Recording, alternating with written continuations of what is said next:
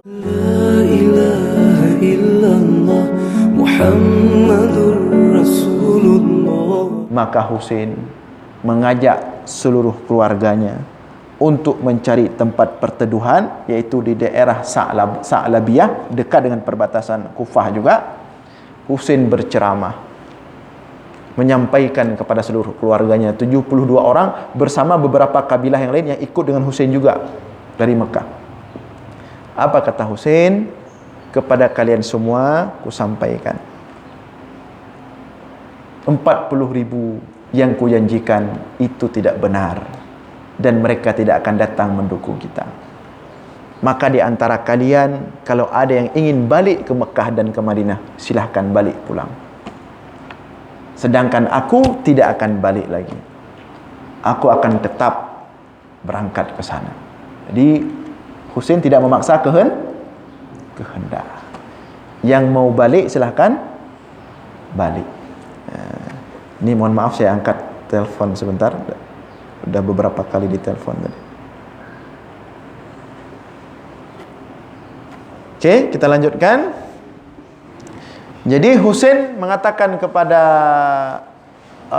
yang bersamanya, 72 orang keluarganya dan kabilah-kabilah yang ikut bersamanya, yang mau pulang silahkan pulang. Tidak ada bantuan 40.000 orang. Adapun saya tetap melanjutkan perjalanan.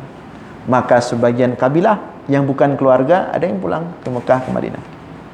Tapi semua keluarga Husain, keluarga Hasan, anak dan cucu-cucu Rasulullah, semua sepakat satu kata dengan Husain, tetap melanjutkan perjalanan. Maka kemudian Husain bersama 72 orang tadi melanjutkan perjalanan dari Sa'labiyah sampai mereka ke Zubalah. Ya. Di sana Husain mendapatkan surat. Di sana Husain mendapatkan surat dari yang diutuskan tadi, namanya siapa? Misyar, ya. Ternyata dia sempat tulis surat sebelum dia dibunuh. Dia sempat tulis surat sebelum dia dibunuh untuk dikirim kepada Husain. Disitulah Husain membaca surat hakikat peristiwa yang terjadi di Kufah. Ternyata semua sudah dikocar-kacir oleh Ubaidillah ibnu Ziyad. Jadi bukan mereka juga sengaja tidak mau. Ada orang-orang yang memang fanatik kepada Husain, cinta kepada Husain. Tapi karena pemimpin-pemimpin mereka disogok, dibuat, diprovokasi, dipecah belah oleh Ubaidillah ibnu Ziyad, maka 40.000 orang tadi tidak bisa ikut dan kondisi sangat genting. Semua utusan sudah dibunuh. Tetap terus, ya, Husain melanjutkan perjalanan sampai kepada Batn al-Aqabah, lalu menuju Syaraf. Ini daerah-daerah sudah sampai di Kufah, ya. Kemudian sampai di sana mulailah terlihat pasukan Ibnu Ziyad. Ternyata Ubaidillah ibnu Ziyad sudah mengetahui pasukan Husain sudah mendekat, sudah berada di perbatasan Kufah. Mereka mempersiapkan pasukan besar sekali. Ada pendapat yang mengatakan 4.000. Ada pendapat yang mengatakan 40.000. Ada pendapat yang mengatakan bahkan 400.000 jumlah pasukan. Lawannya berapa orang? 72 orang. Tapi kita ambillah pendapat paling 4.000 lah. Sudah menunggu dari kejauhan. Ketika melihat banyak warna-warna hitam dari kejauhan, namanya padang pasir, ya, agak tinggi, datar. Sebagian keluarga Husain, anak-anak, cucu-cucu mengatakan, sepertinya di sana ada pepohonan. Sepertinya di sana ada pepohonan. Jadi mereka menganggap pasukan itu pepohonan karena banyak sekali dari kejauhan. Dianggap seperti ada kebun di sana, bisa kita berhenti di sana, berteduh di sana. Kata sebagian yang lain, ini padang pasir tandus, tidak mungkin ada pohon. Itu bukan pohon, tetapi itu adalah pasukan besar yang sudah disiapkan untuk menghadang kita. Melihat pasukan besar itu, apa yang dilakukan oleh Husain? Husain menyingkir. Nah, Husain ketika itu mulai berfikir. Karena dia sudah tahu tidak ada lagi 40.000 itu, dia mulai berfikir sama anak keturunannya. Dia mulai berfikir, ini bagaimana kalau saya tidak apa-apa, demi amar ma'ruf nahi mungkar saya mati tidak apa-apa. Tapi ini bagaimana ada perempuan-perempuan, ada anak-anak kecil. Maka melihat pasukan itu, Husain menyingkir, agak mengalihkan arah perjalanannya, ya, ke Zulhusam, lalu ke Uzaib, dan kemudian sampai di Al-Qadisiyah. Ternyata pasukan itu mengikuti arah Husain. Sampai di Al-Qadisiyah, maka pasukan itu berhadapan dengan Husain. Dengan siapa mereka berhadapan? Dengan cucu Rasulullah sallallahu alaihi wasallam dan darah daging Rasulullah. Dengan siapa mereka berhadapan? Dengan orang yang senantiasa dipeluk oleh tubuh Rasulullah ketika dia kecil, yaitu Husain. Dengan siapa mereka berhadapan? Dengan jasad yang suci, di dalamnya mengalir darah daging Rasulullah sallallahu alaihi wasallam. Ketika itu Husain berumur 60 tahun lebih kurang. Ada istrinya, ada anaknya, ada anak Hasan juga, anak abangnya. Ada keluarga Hasan, ada keluarga Husain, dan keluarga sepupu-sepupunya daripada anak Ali bin Abi Thalib, semua ikut berhadapan dengan pasukan yang dikirim oleh Ibnu Ziyad atau Ubaidillah Ibnu Ziyad di Al-Hur, daerah Qadisiyah. Ternyata begitu jumpa oleh pasukan itu, digiring 72 orang anak cucu Rasulullah, digiring. Jadi mereka terus maju. Pasukan besar itu 4.000 yang berkuda maju mengarah ke arah Husain. Digiring. Kemana digiring? Ke Karbala. Kalau di Al-Qadisiyah banyak orang, di Al-Hur ada orang. Digiring ke Karbala. Karbala itu tanah lapang, tidak banyak orang di situ. Dah tahu maksudnya? Digiring ke arah yang kosong, enggak ramai orang. Digiring ke situ. Sampailah di Karbala. Cucu Rasulullah ini kebingungan. Husain bertanya kepada yang lain-lain, di mana ini kita? Apa nama tempat ini? Ada yang menjawab, ini namanya Karbala, wahai Husain.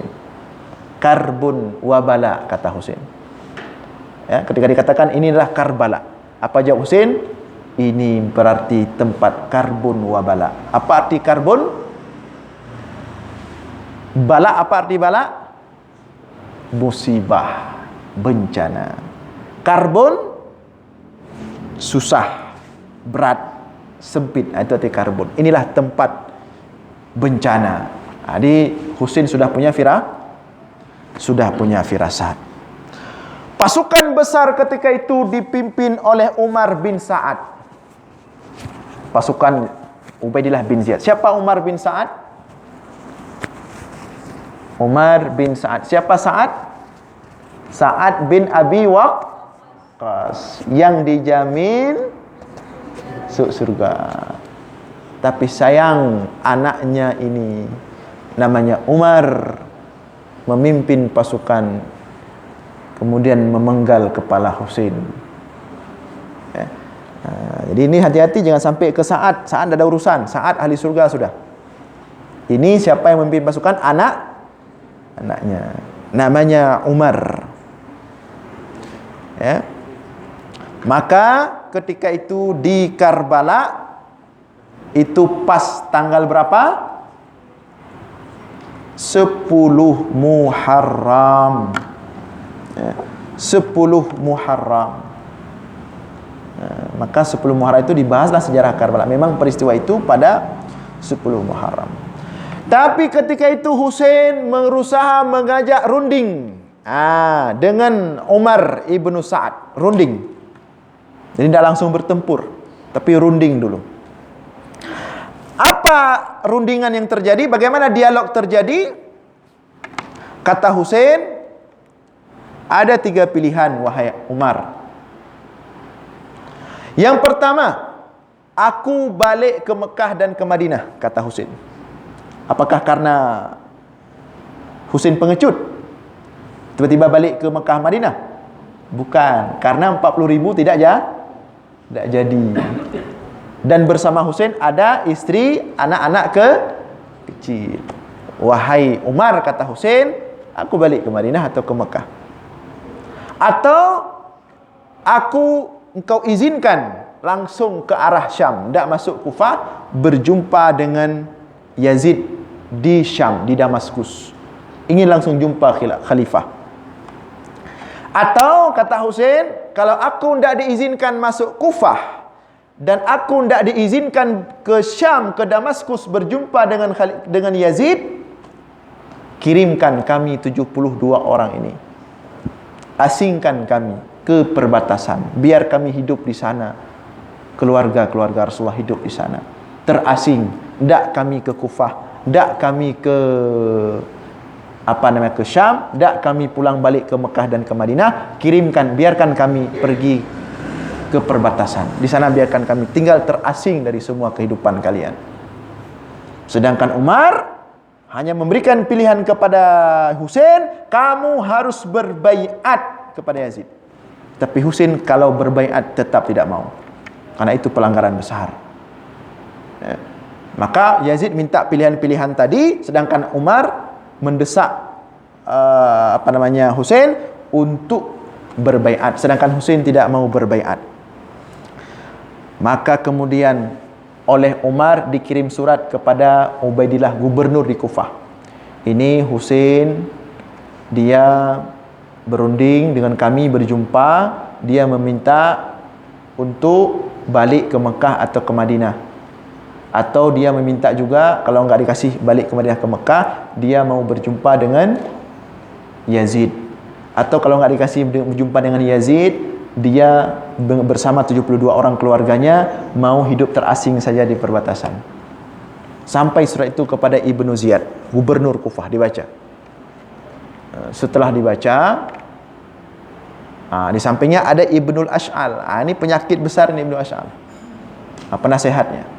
Maka kalau kita nanti, siapapun di antara kita jadi wali kota, jadi bupati, gubernur, presiden, insya Allah, ya. Hati-hati pilih penasehat. Hati-hati pilih pembisik. Hancur seorang pemimpin gara-gara pembisik.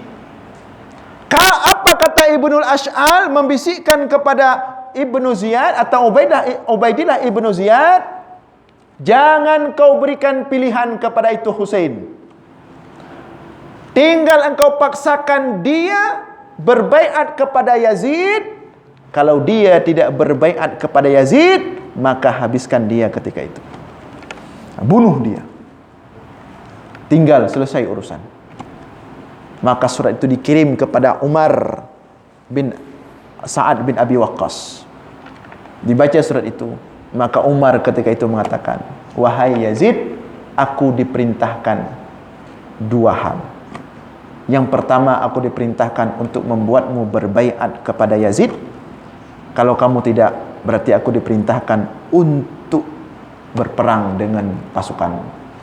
Kata Umar. Kata Yazid, baik, kalau begitu. Husain, baik, kalau begitu berikan aku waktu 1 malam. Besok pagi kita berperang. Maka Husain ketika itu berkemah. Maka pada malam itu Husain beribadah kepada Allah. Beliau tahajud, beliau baca Al-Quran, beliau berzikir, beliau nangis-nangis bersama Allah, bersama keluarganya, nangis-nangis beribadah.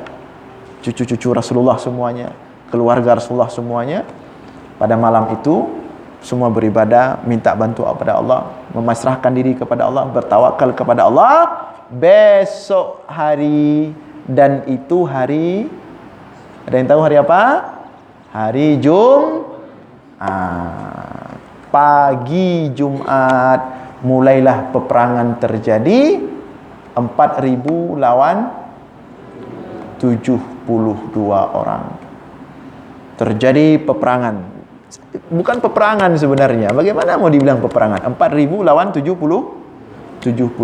Jadi sudah gelap mata itu Panglima. Sudah gelap mata semua. Gubernur Kufah, Yazid sudah gelap mata. Mereka tidak sadar siapa yang mereka lawan. Cucu Rasulullah sallallahu alaihi wasallam. Maka terjadilah peperangan. Satu demi satu prajurit di pihak Kufah, di pihak Umar bin Sa'ad jatuh, dan satu persatu keluarga keturunan Rasulullah jatuh. Yang laki-laki, yang perempuan, yang tua, anak kecil. Tapi mereka tetap semangat berperang. Dan Hussein sangat semangat memegang pedang. Apa bukti semangat dan kuat mereka berperang? Itu peperangan berlanjut dari pagi sampai siang. Itu berapa jam? Dari pagi, katakanlah jam 7, jam 8, jam 9, jam 10, jam 11, jam 12, jam 1, 5 jam bertahan perang.